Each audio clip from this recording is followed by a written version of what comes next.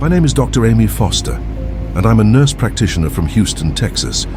What I'm about to tell you happened in February 2020, right before the world shut down. I've signed enough NDAs and confidentiality agreements to fill a filing cabinet, but I don't care anymore. People need to know what happened on the Caribbean Princess. I'd been working cruise ships for 3 years, doing 3-month contracts. The pay was decent, and I loved seeing different places.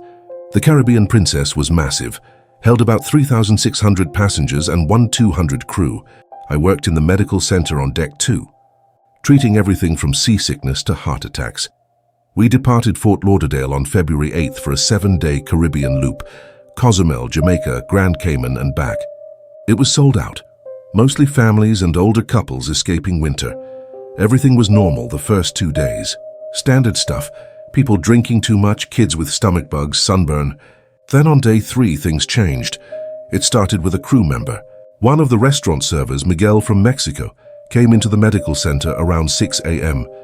He looked terrible, pale, sweating, eyes bloodshot. He'd been vomiting all night and had a fever. I took his temperature, 103.4 degrees Fahrenheit.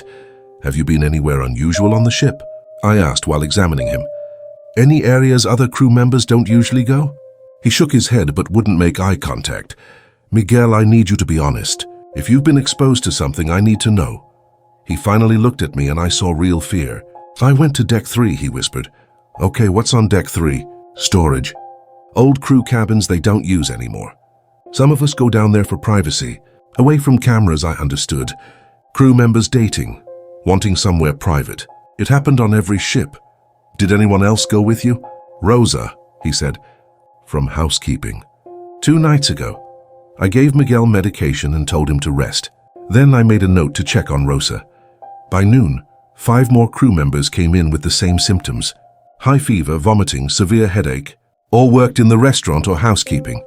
All had been to Deck 3 in recent days. Dr. Carlson, the ship's doctor, was concerned. "This is spreading too fast. We need to notify the captain." We called an emergency meeting with Captain Hendricks. Dr. Carlson explained the situation, and the captain's face went dark. "Deck 3 has been sealed for 2 years, he said, since the refit. There's nothing down there."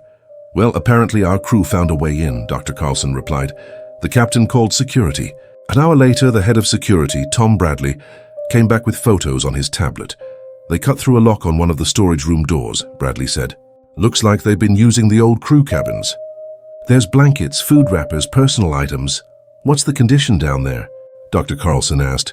Bradley looked uncomfortable. "Not good. Water damage. Mold on the walls. Ceiling panels have collapsed. It's not ventilated. The air system was shut off when they sealed that deck." "Jesus," I muttered. "Mold exposure. That could explain the symptoms, but it didn't explain them. Not really. By evening, 12 crew members were sick. By next morning, 24. Then passengers started getting sick. A 10-year-old girl, then her mother. Then 3 other passengers who'd had dinner in the main dining room. Same symptoms, fever, vomiting, severe headache, but something else too. Some were complaining about seeing things. Hallucinations. One passenger, Richard Tomlinson, a man in his 50s, grabbed my arm while I was taking his vitals. "There's someone in my cabin," he whispered urgently. "Standing in the corner, watching me." "Mr. Tomlinson, there's no one in your cabin except your wife," I said gently. "No," he insisted. "In the corner. By the bathroom. A man in an old uniform. His face is wrong. His mouth," he started crying. "His mouth is too big." I administered a sedative. Told myself it was fever-induced delirium, but then Rosa, the housekeeper Miguel mentioned, started screaming in the medical center. She was pointing at the wall, shrieking in Spanish. When I calmed her enough to speak, she said she'd seen people crawling out of the ventilation grates. People with gray skin and black eyes. Dr. Carlson pulled me aside. "We need to quarantine Deck 3, seal it completely, and quarantine anyone who went down there." The captain agreed. They welded the doors to Deck 3 shut that afternoon. Every crew member who'd been down there was confined to their cabin. Sick passengers were isolated in their staterooms, but it kept spreading. By day 5, we had over 60 people showing symptoms. The CDC was notified. When we docked in Grand Cayman, health officials in hazmat suits came aboard. They took samples, interviewed patients, examined the ship. They couldn't find anything. No bacteria, no virus, no toxic mold that matched any database. The samples came back clean. That's impossible, Dr. Carlson said. People are dying. 2 crew members had died by that point. Miguel was one. He deteriorated rapidly. His fever hit 106. He had seizures. He died on day 4. The second death was a passenger, an elderly woman with a weak immune system. She'd been in the main dining room, nowhere near deck 3. The CDC ordered the ship back to Fort Lauderdale immediately. No more port stops. Everyone on board would be quarantined upon arrival. On the last night at sea, I was working night shift in the medical center. It was around 2 a.m., and I was exhausted. Most sick passengers had stabilized, but they weren't improving. They kept having hallucinations, kept talking about seeing people who weren't there. I heard a sound from the corridor outside. A scraping sound, like something being dragged across the floor. I stepped into the hallway. It was empty. The lights were dim. They always lowered them at night to conserve power. I walked down the corridor toward where I'd heard the sound. That's when I smelled it. This awful smell like rotten meat and old water. It was coming from a ventilation grate in the wall. I knelt down and looked through the grate. At first, I couldn't see anything. Just darkness. Then my eyes adjusted, and I saw something moving in the vent shaft. Something pale crawling toward the grate. I stumbled backward just as a hand, gray with long black fingernails, reached through the grate. I ran back to the medical center and locked the door. I didn't tell anyone what I'd seen. I told myself it was exhaustion, stress, maybe even exposure to whatever was making everyone sick. But I know what I saw. We docked in Fort Lauderdale the next morning. The CDC, FBI, and Homeland Security were waiting. Everyone on board was quarantined for 14 days. They tested us for everything, every virus, bacteria, toxin they could think of. Nothing. We were all clean. The sick crew and passengers slowly recovered over the next weeks. The hallucinations stopped. The fevers broke. Most didn't remember much about what they'd seen or said. The Caribbean Princess was impounded for 3 months. They did a complete investigation of Deck 3. They tore out walls, checked ventilation, analyzed every surface. According to the official report, they found elevated mold levels and poor air quality, which likely contributed to mild hallucinations in some individuals. The MIE deaths were attributed to complications from severe febrile illness. That was the official story, but that's not the whole truth. Stayed in touch with Tom Bradley, the head of security. About 6 months after the incident, he called me drunk one night and told me something he wasn't supposed to tell anyone. They found something on Deck 3, he said. Something they didn't put in the report. What did they find? Old crew records. From when the ship was called the Royal Caribbean back in the 90s. There was an incident in 1996. A crew member went missing in the lower decks. They searched for days but never found him.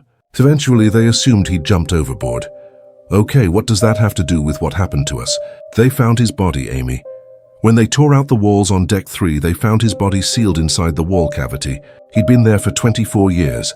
I felt sick. How is that possible? Wouldn't someone have smelled? The area was sealed off years ago, remember? No air circulation. The body had basically mummified. But here's what really messed me up. The medical examiner said the body was positioned wrong. What do you mean, wrong? He was facing outward, toward the interior of the ship. His hands were pressed against the inside of the wall, like he'd been trying to claw his way out. They found scratch marks on the metal, fingernails embedded in the insulation. I couldn't speak. They think he got trapped in the wall somehow during construction or repairs. Maybe fell into a gap and couldn't get out. He died trying to escape and no one ever heard him. Tom was quiet for a moment. Then he said, Amy, when they found the body, his mouth was open, wide open. The jaw was dislocated like he'd been screaming. I remembered Richard Tomlinson, the passenger who said he saw someone in his cabin. His mouth is too big, he'd said. The company paid the family a settlement, Tom continued. Made them sign an NDA. The whole thing was buried. The ship went back into service like nothing happened. Does anyone else know about this? Just the investigators and company executives. And now you.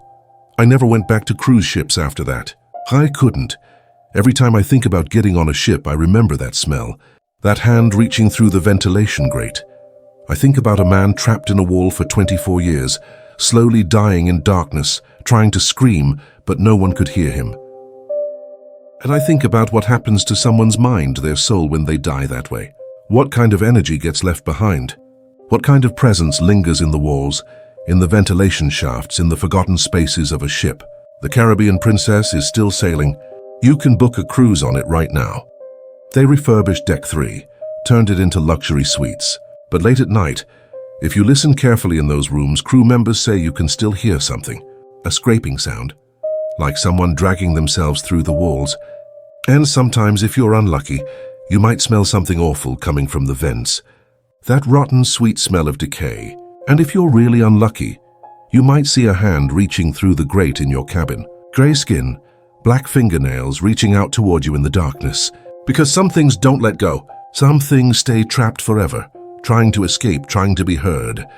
And sometimes they reach out to the living, looking for a way out.